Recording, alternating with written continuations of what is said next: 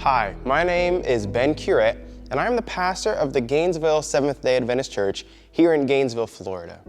If you're watching this video, I think it's safe to assume that you want to read the Bible this year, and so do we. Maybe you've read the Bible 100 times, maybe you've started 100 times and never finished, or maybe you've never read the Bible for yourself at all. Our prayer here is that no matter who you are, that the reading of God's Word would be a blessing on your life. Please make sure to like, subscribe, hit that notification bell on this video because we are going to be posting 1 hour segment every single day until we are done. Our goal is to get this done in 72 to 73 1-hour blocks or 2.5 months. If you'd like to read along with us, we're reading out of the New Living Translation. And if we stutter or mispronounce something, I ask that you be gracious with us. With all that being said, let's jump right into it, a 1 hour segment of the reading of God's Word. Genesis chapter 38. At this time, Judah left home and moved to Adullam, where he stayed with a man named Hira. There, he saw a Canaanite woman, the daughter of Shua, and he married her. When he slept with her, she became pregnant and gave birth to a son, and he named the boy Er. Then she became pregnant again and gave birth to another son and named him Onan. And when she gave birth to a third son, she named him Shelah. At the time of Shelah's birth, they were living at Kezib. In the course of time, Judah arranged for his firstborn son, to marry a young woman named Tamar. But was a wicked man in the Lord's sight, so the Lord took his life. Then Judah said to Er's brother Onan, "Go and marry Tamar, as our law requires of the brother of a man who has died. You must produce an heir for your brother." But Onan was not willing to have a child who would not be his own heir. So whenever he had intercourse with his brother's wife, he spilled the semen on the ground. This prevented her from having a child who would belong to his brother. But the Lord considered it evil for Onan to deny a child to his dead brother. So the Lord took Onan's life too. Then Judah said to Tamar, his daughter-in-law, "Go back to your parents' home and remain a widow until my son Shelah is old enough to marry you." But Judah didn't really intend to do this because he was afraid Shelah would also die like his two brothers. So Tamar went back to live in her father's home. Some years later, Judah's wife died. After the time of mourning was over, Judah and his friend Hira the Adullamite went up to Timnah to supervise the shearing of his sheep. Someone told Tamar, "Look, your father-in-law is going up to Timnah to shear his sheep." Tamar was aware that Shelah had grown up, but no arrangements had been made for her to come and marry him. So she changed out of her widow's clothing and covered herself with a veil to disguise herself. Then she sat beside the road at the entrance of the village of Anaim, which is on the road to Timnah. Judah noticed her and thought she was a prostitute, since she had covered her face. So he stopped and prostitutionized her. "Let me have sex with you," he said, not realizing that she was his own daughter-in-law. "How much will you pay to have sex with me?" Tamar asked. "I'll send you a young goat from my flock," Judah said. "But what will you give me to guarantee that you will send the goat?" she asked. "What kind of guarantee do you want?" he replied. She answered, "Leave me your identification seal and its cord and the walking stick you are carrying." So Judah gave them to her. Then he had intercourse with her, and she became pregnant. Afterwards, she went back home, took off her veil, and put on her widow's clothing as usual. Later, Judah asked his friend Hira the Adullamite to take the young goat to the woman and to pick up the things he had given her as his guarantee. But Hira couldn't find her. So he asked the men who lived there, "Where can I find the shrine prostitute who is sitting beside the road at the entrance to Anim?" "We've never had a shrine prostitute here," they replied. So Hiram returned to Judah and told him, "I couldn't find her anywhere, and the men of the village claim they've never had a shrine prostitute there." Then let her keep the things I gave her," Judah said. "I sent you the young goat as we agreed, but you couldn't find her. We'd be the laughingstock of the village if we went back again to look for her." About 3 months later, Judah was told, "Tamara, your daughter-in-law, has acted like a prostitute, and now, because of this, she's pregnant. Bring her out and let her be burned," Judah demanded. But as they were taking her out to kill her, she sent this message to her father-in-law. "The man who owns these things made me pregnant. Look closely. Whose seal and cord and walking stick are these?" Judah recognized them immediately and said, "She is more righteous than I am, because I didn't arrange for her to marry my son Shelah." And Judah never slept with Tamar again. When the third time came for Tamar to give birth, it was discovered that she was carrying twins. While she was in labor, one of the babies reached out his hand. The midwife grabbed it and tied a scarlet string around the child's wrist, announcing, "This one came out first." And then he pulled back his hand, and out came his brother. "What?" the midwife exclaimed. "How did you break out first?" So he was named Perez. Then the baby with the scarlet string on his wrist was born, and he was named Zerah. Chapter 39. When Joseph was taken to Egypt by the Ishmaelite traders, he was purchased by Potiphar, an Egyptian officer. Potiphar was captain of the guard for Pharaoh, the king of Egypt. The Lord was with Joseph, so he succeeded in everything he did as he served in the home of his Egyptian master. Potiphar noticed this and realized that the Lord was with Joseph, giving him success in everything he did. This pleased Potiphar, so he soon made Joseph his personal attendant. He put him in charge of his entire household and everything he owned. From the day Joseph was put in charge of his master's household and property, the Lord began to bless Potiphar's household for Joseph's sake. All his household affairs ran smoothly, and his crops and livestock flourished. So Potiphar gave Joseph complete administrative responsibility over everything he owned.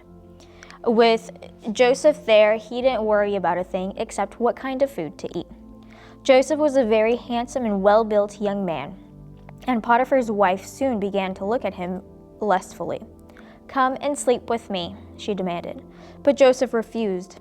"Look," he told her, "my master trusts me with everything in his entire household. No one here has more authority than I do. He has held back nothing from me except you, because you are his wife. How could I do such a wicked thing? It would be a great sin against God."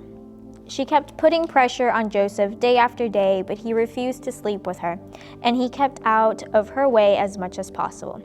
One day, however, no one else was around when he went in to do his work. She came and grabbed him by his cloak, demanding, "Come on, sleep with me." Joseph tore himself away, but he left his cloak in her hands as he ran from the house. When she saw that she was holding his cloak and she had fled, she called out to her servants. Soon all the men came running. "Look," she said, "my husband has brought this Hebrew slave here to make fools of us. He came into my room to rape me, but I screamed. When he heard me scream, he ran outside and got away, but he left his cloak behind with me." She kept the cloak with her until her husband came home. Then she told him her story. "That Hebrew slave you brought into our house tried to come in and fool around with me," she said. "But when I screamed, I ran outside, leaving his cloak with me." Potiphar was furious when he heard his wife's story about how Joseph had treated her.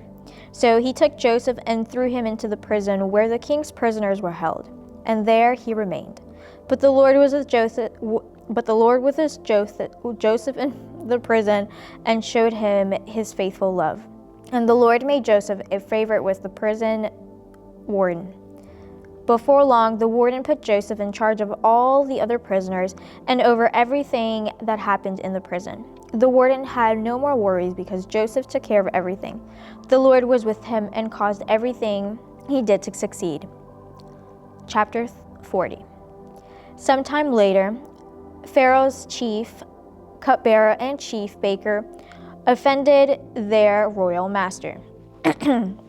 Pharaoh became angry with these two officials, and he put them in the prison where Joseph was, in the palace of the captain of the guard. They remained in prison for quite some time, and the captain of the guard assigned them to Joseph, who looked after them. While they were in prison, Pharaoh's cupbearer and baker each had a dream one night, and each dream had its own meaning. When Joseph saw them the next morning, he noticed that they both looked pretty upset. "Why do you look so worried today?" he asked them. And they replied, "We both had dreams last night, but no one can tell us what they mean." "Interpreting dreams is God's business," Joseph replied. "Go ahead and tell me your dreams." So the chief cupbearer told Joseph his dream first. "In my dream," he said, "I saw a grapevine in front of me. The vine had 3 branches that began to bud and blossom, and soon it produced clusters of ripe grapes. I was holding Pharaoh's cup wine in my hand, so I took a cluster of grapes and squeezed the juice into the cup. Then I placed the cup in Pharaoh's hand." "This is what the dream means," Joseph said. "The 3 branches represent 3 days. Within 3 days, Pharaoh will lift you up and restore you to your position as his chief cupbearer. And please remember me and do me a favor when things do go well for you. Mention me to Pharaoh so he might let me out of this place. For I was kidnapped from my homeland, the land of the Hebrews, and now I'm here in prison, but I did nothing to deserve it." When the chief baker saw that Joseph had given the first dream such a positive interpretation, he said to Joseph, "I had a dream too. In my dream, there were 3 baskets of white pastries stacked on my head.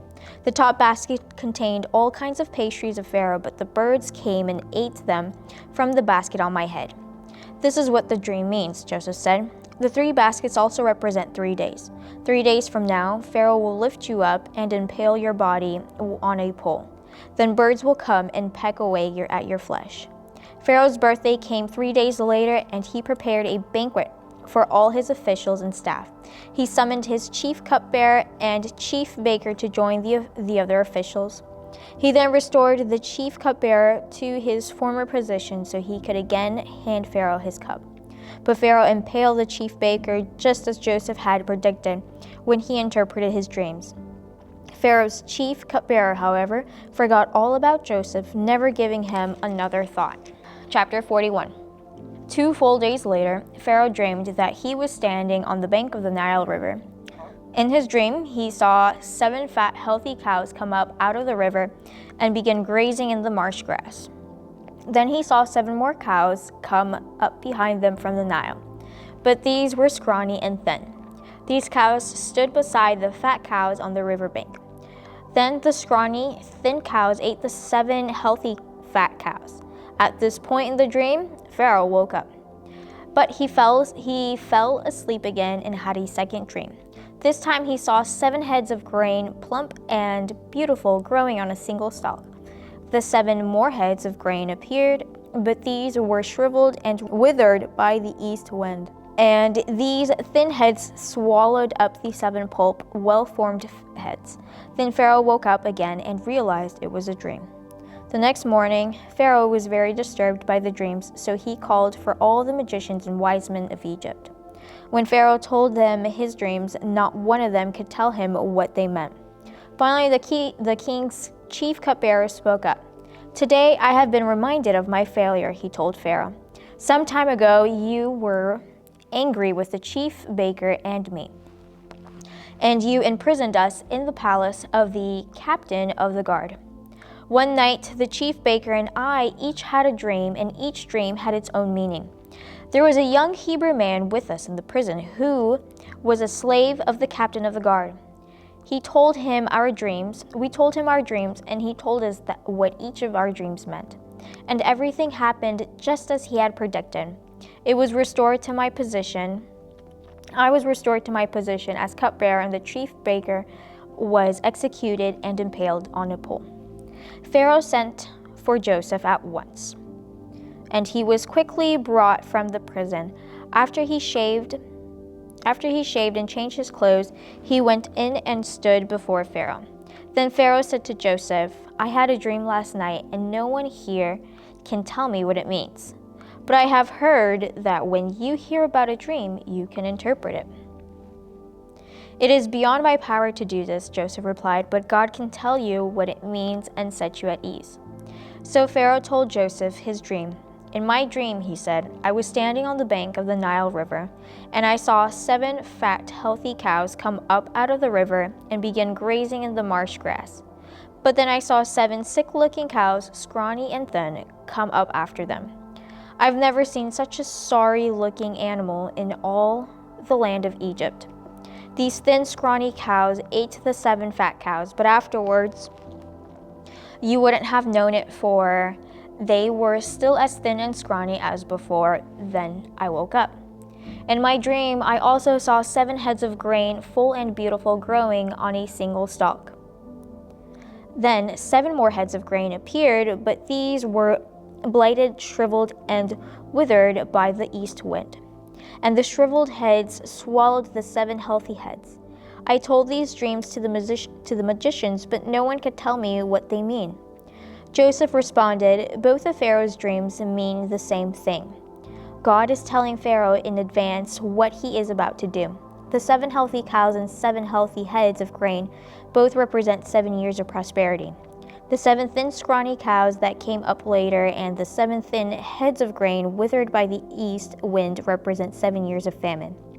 This will happen just as I have described it, for God has revealed to Pharaoh in advance what he is about to do. The next 7 years will be a period of great prosperity throughout the land of Egypt. But afterward, there will be 7 years of famine so great that all the prosperity will be forgotten in Egypt. Famine will destroy the land. This famine will be so severe that even the memory of the good years will be erased. As for having 2 similar dreams, it means that these events have been decreed by God, and he will soon make them happen. Therefore, Pharaoh should find an intelligent and wise man and put him in charge of the entire land of Egypt. Then Pharaoh should appoint supervisors over the land and let them collect 1/5 of all the corpses during these 7 good years. Have them gather all the food produced in the good years that are just ahead and bring it to Pharaoh's storehouses. Store it away and guard it so there will be food in the cities. That way there will be enough to eat, even the 7 years of famine come to the land of Egypt. Otherwise, this famine will destroy the land." Joseph's suggestions were well received by Pharaoh and his officials. So Pharaoh asked his officials, "Can we find anyone else like this man, so obviously filled with the Spirit of God?" Then Pharaoh said to Joseph, "Since God has revealed the meaning of the dreams to you, clearly no one else is as intelligent or wise as you are. You will be in charge of my court, and all the people will take orders from you. Only I, sitting on my throne, will have a rank higher than yours." Pharaoh said to Joseph, "I hereby put you in charge of the entire land of Egypt." The Pharaoh removed his signet ring from his hand and placed it in Joseph's finger. He dressed him in his fine linen clothing and hung a gold chain around his neck. Then he had Joseph ride in the chariot reserved for his second in command. And wherever Joseph went, the command was shouted, "Kneel down." So Pharaoh put Joseph in charge of all of Egypt, and Pharaoh said to him, "I am Pharaoh, but no one will lift a hand or foot in the entire land of Egypt without your approval." Then Pharaoh gave Joseph a new Egyptian name, Zaphaneth-Panet. He also gave him a wife whose name was Asenath. She was the daughter of Potiphar, the priest of On. So Joseph took charge of the entire land of Egypt. He was 30 years old when he began serving in the court of the Pharaoh, the king of Egypt. And when Joseph left Pharaoh's presence, he inspected the entire land of Egypt. As predicted, for 7 years the land produced bumper crops. During those years, Joseph gathered all the crops grown in Egypt and stored the grain from the surrounding fields in the cities. He piled up huge amounts of grain like sand on the seashore. Finally, he stopped keeping records because there was too much to measure. During this time, before the first time of the famine years, 2 sons were born to Joseph and his wife Asenath, the daughter of Potiphar, the priest of On. Joseph named his older son Manasseh, for he said, "God has made me forget all my troubles and everyone in my father's family." Joseph named his second son Ephraim, from he said, "God has made me fruitful in this land of my grief." At last, the seven years of bumper crops throughout the land of Egypt came to an end. Then the 7 years of famine began, just as Joseph had predicted. The famine also struck all the surrounding countries, but throughout Egypt there was plenty of food. Eventually, however, the famine spread throughout the land of Egypt as well. And when the people cried out to Pharaoh for food, he told them, "Go to Joseph and do whatever he tells you." So with severe famine everywhere, Joseph opened up the storehouse and distributed grain to the Egyptians, for the famine was severe throughout the land of Egypt, and people from all around came to Egypt to buy grain from Joseph because the famine was severe throughout the world. Chapter 42. When Jacob heard that grain was available in Egypt, he said to his sons, "Why are you standing around looking at one another? I have heard there is grain in Egypt. Go down there and buy enough grain to keep us alive. Otherwise, we'll die." So Joseph's 10 older brothers went down to Egypt to buy grain. But Jacob wouldn't let Joseph's younger brother Benjamin go with them, for fear some harm might come to him. So Jacob's sons arrived in Egypt along with others to buy food, for the famine was in Canaan as well. Since Joseph was governor of all of Egypt and in charge of selling grain to all the people, it was to him that his brothers came. When they arrived, they bowed before him with their faces to the ground. Joseph recognized his brothers instantly, but he pretended to be a stranger and spoke harshly to them. "Where are you from?" he demanded. "From the land of Canaan," they replied. "We have come to buy food." Although Joseph recognized his brothers, they didn't recognize him. And he remembered the dreams he had about them many years before. He said to them, "You are spies. You have come to see how vulnerable our land has become." "No, my lord," they exclaimed. "Your servants have simply come to buy food. We are all brothers, members of the same family. We are honest men, sir. We are not spies." "Yes, you are," Joseph insisted. "You have come to see how vulnerable our land has become." "Sir," they said, "there are actually 12 of us. We, your servants, are all brothers, sons of a man living in the land of Canaan. Our youngest brother is back home with our father right now, and one of our brothers is no longer with us." But Joseph insisted, "As I said, you are spies. This is how I will test your story. I swear by the life of Pharaoh that you will never leave Egypt unless your youngest brother comes here. One of you must go back and get your brother. I'll keep the rest of you here in prison. Then he'll find out whether or not your story is true. By the life of Pharaoh, if it turns out that you don't have a younger brother, then I'll know you are spies." So Joseph put them in prison for 3 days. On the 3rd day, Joseph said to them, "I am a God-fearing man. If you do as I say, you will live. If you really are honest men, choose one of your brothers to remain in prison. The rest of you may go back home with grain for your starving families. But you must bring your youngest brother back to me. This will prove that you are telling the truth and you will not die." To this they agreed. Speaking among themselves, they said, "Clearly we are being punished because of what we did to Joseph long ago. We saw his anguish when he pleaded for his life, but he couldn't listen. That's why we're in this trouble." "Didn't I tell you not to sin against the boy?" Reuben asked. "But you wouldn't listen, and now we have to answer for his blood." Of course, they didn't know that Joseph understood them, for he said he had been speaking to them through an interpreter. Now he turned away from them and began to weep. When he regained his composure, he spoke to them again. He chose Simeon from among them and had him tied up right before their eyes. Joseph then ordered his servants to fill the men's sack with grain, but he also gave secret instructions to return each brother's payment at the top of his sack. He also gave them supplies for their journey home. So the brothers loaded their donkeys with the grain and headed for home. But when they stopped for the night and one of them opened their sack to get grain for his donkey, he found his money on the top of the sack. "Look," he exclaimed to his brothers, "my money has been returned. It's here in my sack." Then their hearts sank. Trembling, they said to each other, "What has God done to us?" When the brothers came to their father Jacob in the land of Canaan, they told him everything that had happened to them. "The man who was governor of the land spoke very harshly to us," They told him. "He accused us of being spies, scouting the land, but we said, 'We are honest men, not spies. We are 12 brothers, sons of one father. One brother is no longer with us, and the youngest is at the home with our father in the land of Canaan.' Then the man who is governor of the land told us, 'This is how I will find out if you are honest men. Leave one of your brothers here with me and take grain for your starving families and go on home. But you must bring your youngest brother back to me. Then I will know you are honest men and not spies. Then I will give you back your brother, and you may trade freely in the land.'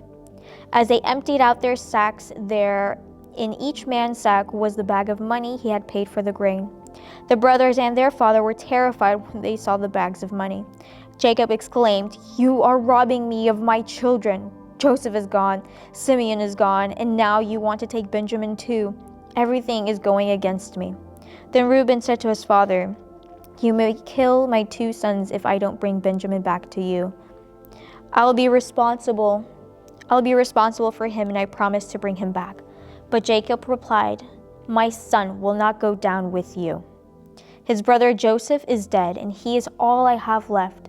If anything should happen to him on your journey, you would send this grieving white-haired man to his grave." Chapter 43. But the famine continued to ravage the land of Canaan. When the grain they had brought from Egypt was almost gone, Jacob said to his sons, "Go back and buy us a little more food." But Judah said, "The man was serious when he warned us. He warned us, 'You won't see my face again unless your brother is with you. If you send Benjamin with us, we will go down and buy more food. But if you don't let Benjamin go, we won't go either. Remember, the man said, 'You won't see my face again unless your brother is with you.'" "Why were you so cruel to me?" Jacob moaned. "Why did you tell him you had another brother?" "The man kept asking questions about our family," they replied. "He asked, 'Is your father still alive? Do you have another brother?' So we answered his questions. How could we know he would say, 'Bring your brother down here'?" Judah said to his father, "Send the boy with me, and we will be on our way. Otherwise, we will all die of starvation, and not only we, but you and your little ones. I personally guarantee his safety. You may hold me responsible if I don't bring him back to you. Then let me bear the blame forever. If we hadn't wasted all this time, we could have gone and returned twice by now." So their father Jacob finally said to them, "If it can't be avoided, then at least do this. Pack your bags with the best products of this land. Take them down to the man as gifts: balm, honey, gum, aromatic resin, pistachio, nuts, and almonds. Also, take double the money that was put back in your sacks, as it was probably someone's mistake. Then take your brother and go back to the man. May God Almighty give you mercy as you go before the man, so that he will release Simeon and let Benjamin return. But if I must lose my child, so be it." So the men packed Jacob's gifts and doubled the money and headed off with Benjamin. They finally arrived in Egypt and presented themselves to Joseph.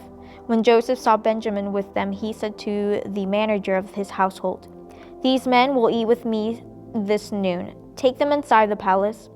Then go slaughter an animal and prepare a big feast." So the man did as Joseph told him and took them into Joseph's palace. The brothers were terrified when they saw that they were being taken into Joseph's house. "It's because of the money someone put in our sacks last time we were here," he said. "He plans to pretend that we stole it. Then he will seize us, make us slaves, and take our donkeys." The brothers approached the manager of Joseph's household and spoke to him at the entrance of the palace. "Sir," they said, "we came to Egypt once before to buy food. But as we were returning home, we stopped for the night and opened our sacks. Then we discovered that each man's money, the exact amount paid, was in the top of his sack. Here it is. We have brought it back with us. We also have additional money to buy more food. We have no idea who put our money in our sacks." "Relax, don't be afraid," the household manager told them. "Your God, the God of your father, must have put this treasure into your sacks. I know, I received your payment." Then he released Simeon and brought him out to them. The manager then led the men into Joseph's palace. He gave them water to wash their feet and provided food for their donkeys. There, they were told they would be eating there, so they prepared their gifts for Joseph's arrival at noon. When Joseph came home, they gave him the gifts they had brought with him, then bowed low to the ground before him. After greeting them, he asked, "How is your father, the old man you spoke about? Is he still alive?" "Yes," they replied. Our father, your servant is alive and well." And they bowed low again. Then Joseph looked at his brother Benjamin, the son of his own mother. "Is this your youngest brother, the one you told me about?" Joseph asked. "May God be gracious to you, my son." Then Joseph hurried from the room because he was overcome with emotion from his brother. He went into his private room where he broke down and wept. After washing his face, he came back out, keeping himself under control. Then he ordered, "Bring out the food." The waiters served Joseph at his own table, and his brothers were served at a separate table. The Egyptians who ate with Joseph sat at their own table because Egyptians despised Hebrews and refused to eat with them. Joseph told each of his brothers where to sit, and to their amazement, he seated them according to age from oldest to youngest. And Joseph filled their plates with food from his own table, giving Benjamin 5 times as much as he gave the others. So they feasted and drank freely with him. Chapter 44. When his brothers were ready to leave, Joseph gave these instructions to his palace manager. "Fill each of their sacks with as much grain as they can carry, and put each man's money back into his sack. Then put my personal silver cup at the top of the youngest brother's sack, along with the money for his grain." So the manager did as Joseph instructed him. The brothers were up at dawn and were sent on their journey with their loaded donkeys. But when they had gone only a short distance and were barely out of the city, Joseph said to his palace manager, "Chase after them and stop them. When you catch up with them, ask them, 'Why have you repaid my kindness with such evil? Why have you stolen my master's silver cup, which he uses to predict the future? What a wicked thing you have done.'" When the palace manager caught up with the men, he spoke to them as he had been instructed. "What are you talking about?" the brothers responded. We are your servants and would never do such a thing. Didn't we return the money we found in your sacks? We brought it back all the way from the land of Canaan. Why would we steal silver or gold from your master's house? If you find his cup with any one of us, let that man die. And all the rest of us, my lord, will be your slaves." "That's fair," the man replied.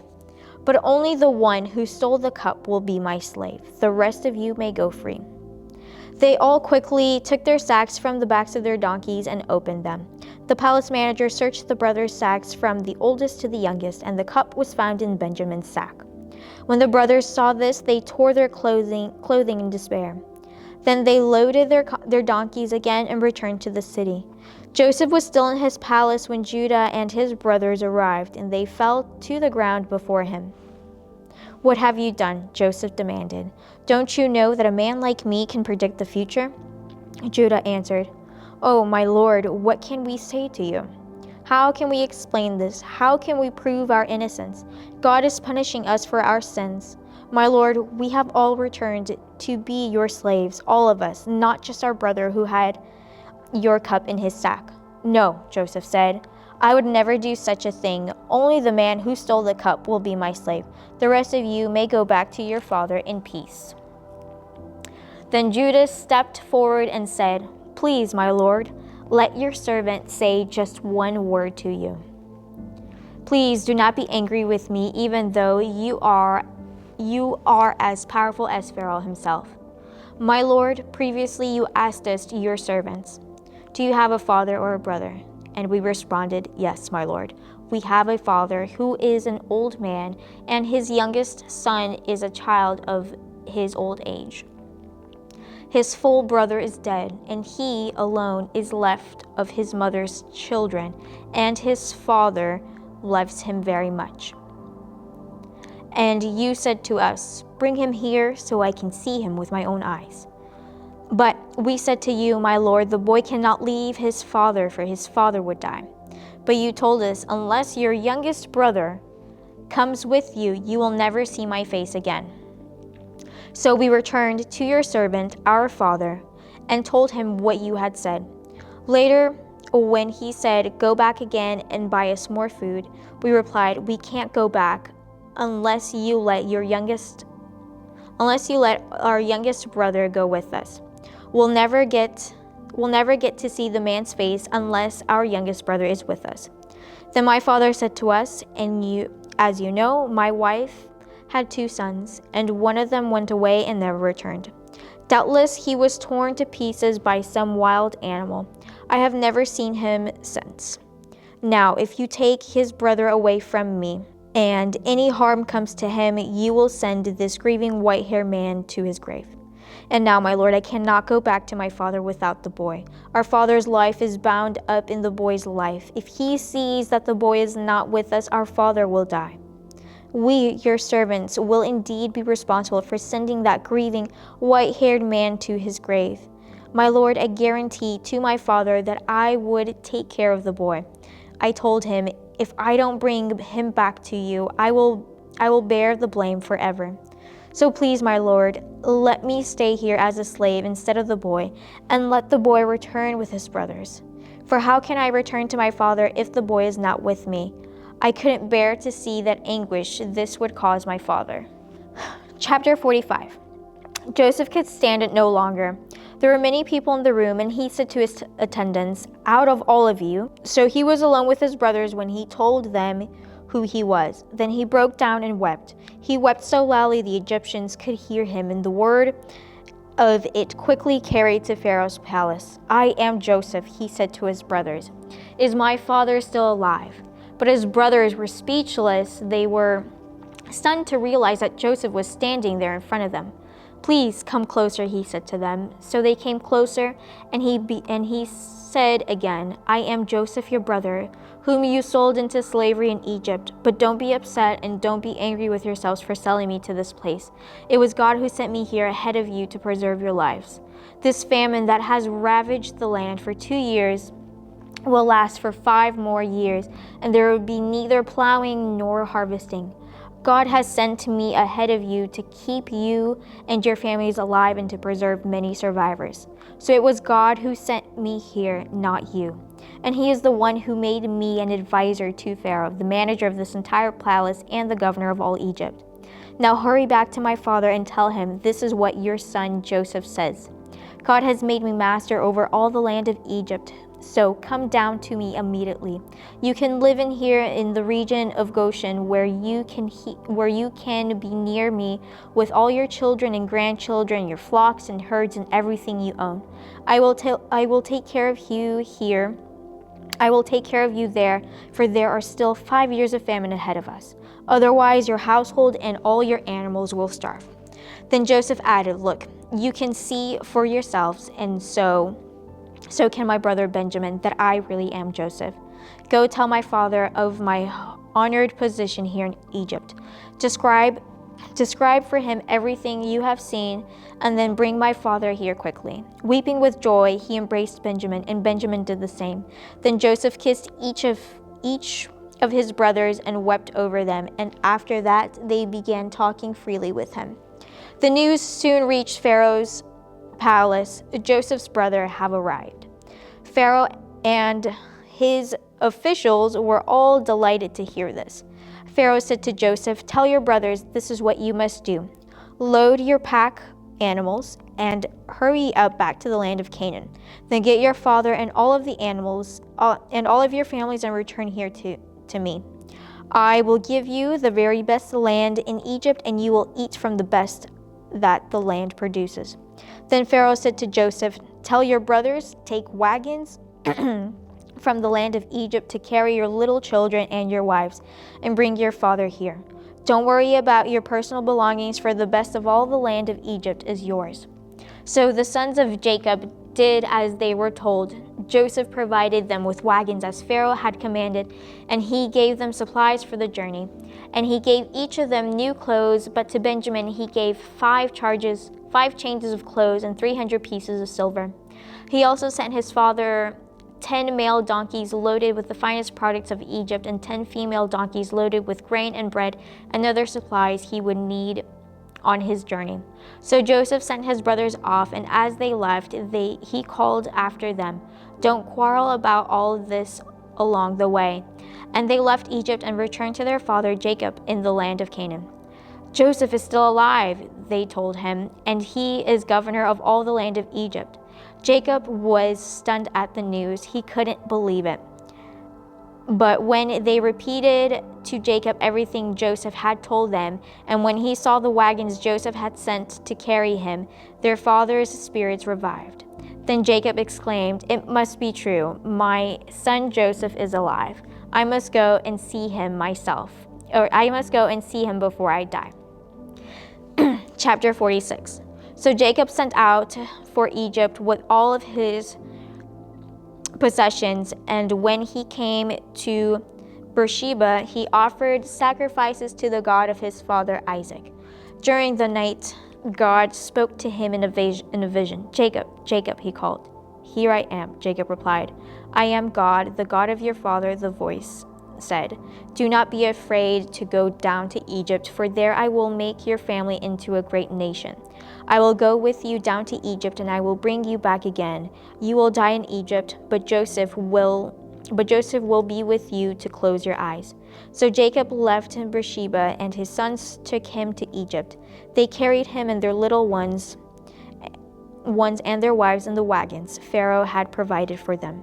They also took all their livestock and all the personal belongings they had acquired in the land of Canaan. So Jacob and his entire family went to Egypt, sons and grandsons, daughters and granddaughters, and all his descendants. These are all the names of the descendants of Israel, the son of Jacob, who went to Egypt. Reuben was Jacob's oldest son. The sons of Reuben were Hanok, Palu, Hezron, and Carmi. The sons of Simeon were Jemuel, Jamin, Ohad, Jachin, Zohar, and Shaul. Shaul's mother was a Canaanite woman. The sons of Levi were Gershon, Kohath, and Merari.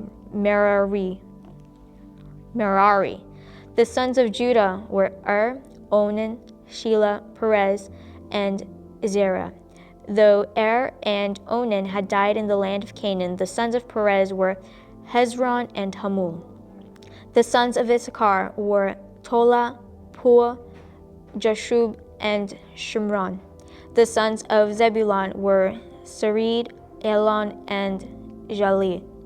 These were the sons of Leah and Jacob, who were born in Padanaram, in addition to their daughter Dinah. The number of Jacob's descendants, male and female, through Leah was 33. The sons of Gad were Zephon, Hagi, Shunin, Ezbon, Eri, Arodi, and Areli. The sons of Asher were Aman, Ishvi, and Beriah. Their sister was Sarah. Beriah's son were Heber and Malachel. These were the sons of Zilpah, the servant given to Leah by her father Laban. The number of Jacob's descendants through Zilpah was 16. The sons of Jacob's wife Rachel were Joseph and Benjamin. Joseph's sons born in the land of Egypt were Manasseh and Ephraim. Their mother was Asenath, daughter of Potiphera, the priest of On. Benjamin's sons were Bela, Becher, Ashbel, Gera, Nam, Rosh, Numph, Homan, and Ard. These were the sons of Rachel and Jacob. The number of Jacob's descendants through Rachel was 14. The son of Dan was Hushan. The son of Naphtali were Jazil, Gun, Jesser, and Shemel. These were the sons of Bilhah, the servant given to Rachel by her father Laban. The number of Jacob's descendants through Bilhah were 7. The total number of Jacob's direct descendants who went with him to Egypt, not counting his sons' wives, was 66. In addition, Joseph had 2 sons who were born in Egypt. So altogether, there were 70 members of Jacob's family in the land of Egypt. As they neared their destination, Jacob sent Judah ahead to meet Joseph and get directions to the region of Goshen. And when they finally arrived there, Joseph prepared his chariot and traveled to Goshen to meet his father Jacob. When Jacob arrived, he embraced his father and wept, holding him for a long time. Finally, Jacob said to Joseph, "Now I am ready to die, since I have seen your face again and know you are still alive." And Joseph said to his brothers and to his father's entire family, "I will go to Pharaoh and tell him, 'My brothers and father's entire family have come to me from the land of Canaan. These men are shepherds, and they will raise livestock. They have brought with them their flocks and herds and everything they own.' Then he said, 'When Pharaoh calls for you and asks you about your occupation, you must tell him, we, your servants, have raised livestock all our lives, as our ancestors have always done. When you tell him this, he will let you live here in the region of Goshen, for the Egyptians despise shepherds." Chapter 47. Then Joseph went to see Pharaoh and told him, "My father and my brothers have arrived from the land of Canaan.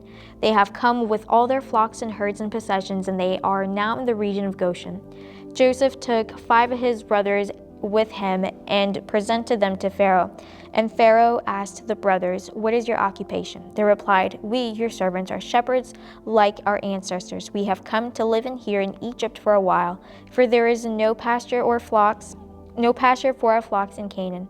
The famine is very severe there, so please, we request permission to live in the region of Goshen." Then Pharaoh said to Joseph, "Now that your father and brothers have joined you here, choose any place in the entire land of Egypt for them to live. Give them the best land of Egypt. Let them live in the region of Goshen. And if any of them have special skills, put them in charge of my livestock too."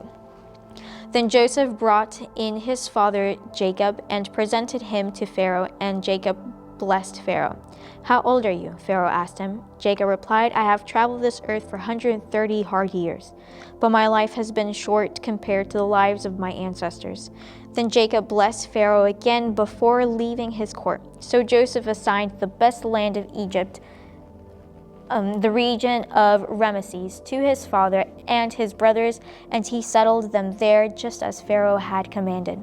And Joseph provided food for his father and his brothers in amounts appropriate to the number of their dependents, including the smallest children. Meanwhile, the famine became so severe that all the food was used up, and people were starving throughout the land of Egypt and Canaan. By selling grain to the people, Joseph eventually collected all the money in Egypt and Canaan, and he put the money in Pharaoh's treasury. When the people of Egypt and Canaan ran out of money, all the Egyptians came to Joseph.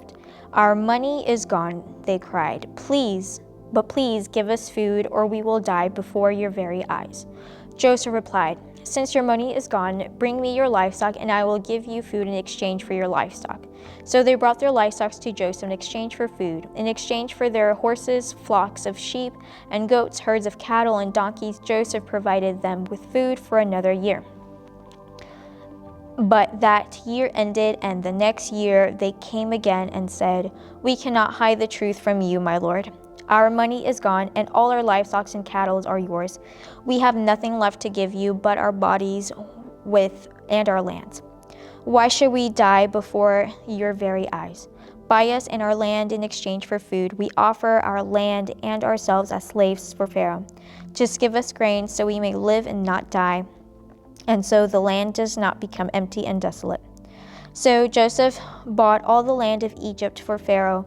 All the Egyptians sold him their fields because the famine was so severe, and soon all the land belonged to Pharaoh. As for the people, he made them all slaves from one end of Egypt to the other. The only land he did not buy was the land belonging to the priests.